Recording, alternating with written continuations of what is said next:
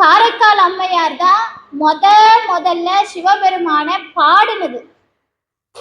காரைக்கால் அம்மையார் தான் முதல்ல சிவபெருமானுக்கு வெண்பா பாடினது, திருக்கடை காப்பு பாடினது எல்லாம் காரைக்கால் அம்மையார் தான். அதுக்கப்புறம் தான் யார் வந்தாங்க? ஞானசம்பந்தர் வந்தாரு. அப்பர் சுவாமி ஃபர்ஸ்ட் வந்தாரு. ஆனா ஞானசம்பந்தர் முந்திக்கிட்டார். அதன் பிறகுதான் எல்லாரும் பாடினாங்க. காரைக்கால் அம்மையாருடைய தவ வலிமை எப்பேற்பட்டது அப்படின்னா நான் சொல்லி உங்களுக்கு தெரிய வேண்டிய அவசியம் இல்லை. இந்த உடலை பாரம் என்று நினைத்து உதறி தள்ளியவர். நம்மளால அது முடியுமான்னா கண்டிப்பா முடியாது.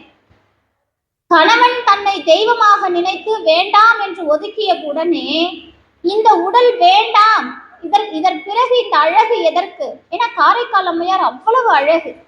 ரொம்ப சின்ன வயசுலயே பெரிய அம்மையாரா மாறினவங்க. அவ்வளவு பேரழகு. அந்த அழகை சட்டுன்னு உதறி தள்ளுறாங்க. பேயுடல் தரிக்கிறாங்க. பேயுடல் தரித்து தலைகீழா போறாங்க. அப்படியே நடந்தா அங்க இருக்கக்கூடிய சிவலிங்கம், ஏன்னா பாக்குற இடம்லாம் சிவலிங்கமா காட்சி கொடுக்குது அம்மையாருக்கு. நமக்கு காட்சி கொடுக்கல. சிவலிங்கமே கல்லாதான் காட்சி தரார் இல்லையா? நம்ம சிவலிங்கத்துக்கு முன்னாடியே போய் நின்றுக்கிட்டே அதுல சுவாமியை பார்த்துடுறோமான்னா கிடையாது. சும்மா நம்ம சொல்லிக்கலாம் நான் சிவபெருமானை பார்த்துட்டேன் அப்படின்னு. ஆனா லிங்கத்துக்குள்ள நீங்க சிவபெருமானை பார்த்துட்டீங்களா? நமக்குள்ள இருக்கிற சிவத்தை அறியாமல் லிங்கத்துக்குள்ள நம்மளால எப்படி பார்த்துட முடியும்? ஆனா காரைக்கால் அம்மையாருக்கு பார்க்குற இடம்லாம் சிவலிங்கமா தெரியுது. ஆனா தலைகீழாவே போறாங்க. அந்த அம்மையாருக்கு முக்தி கொடுத்த நாள் இந்த பங்குனி உத்திர நாள். அப்ப இது எவ்வளவு விசேஷம்னு பாருங்க. இந்த பங்குனி உத்திரம் சாதாரண விஷயமே கிடையாது.